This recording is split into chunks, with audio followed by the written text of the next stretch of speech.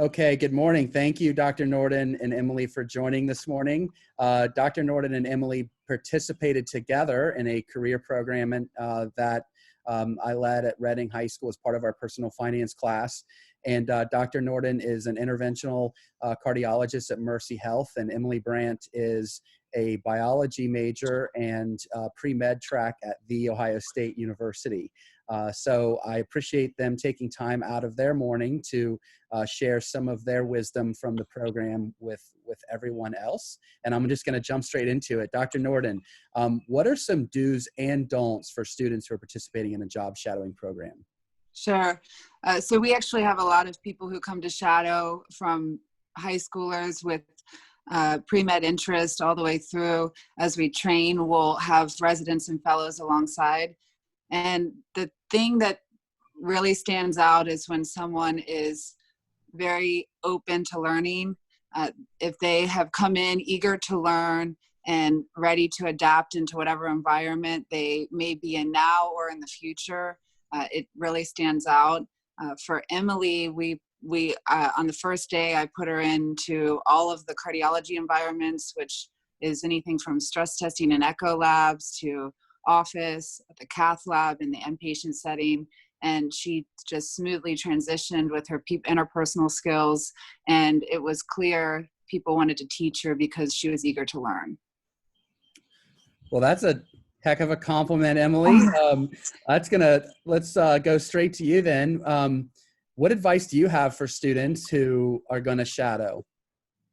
My biggest piece of advice would just be open to everything, because you can't really know if you don't want to do something just by sitting in a classroom. So until you're actually in the setting, you won't for sure know if you are not open to that or if you want to do that in the future. So I know for me, going to all the new settings, I know that I don't want to do anything with cardiology, but I didn't know that until I was in that setting. So you kind of just have to be open to everything, because there's a lot of different environments in each thing. So you just kind of have to be open to all of them. And I'm curious, just to follow up, can you remember, I know it was almost a year ago when you did this, but were there one or two things that you did that stick out to prepare for this day ahead of going in? I know for me, I guess just try not to be nervous. It was kind of easy not to be as nervous because Dr. Nordin was from Reading. So when you have someone that you already have like a base connection with, it's definitely easier. But I would say that, not to be weird, but I looked her up to like see, like her credentials and everything, just to know like who you're meeting and what you're going into and stuff.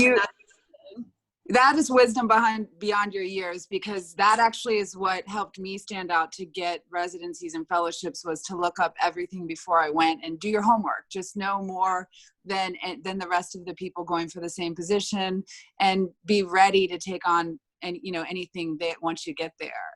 And then the people skills, and don't and she did a wonderful job of not having her phone out. I know that sounds simple, but it's so important.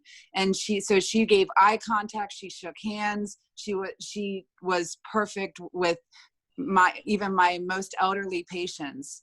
And that you could just see the warmth in her eyes, and the lack of distraction. Thank you for sharing that, both of you.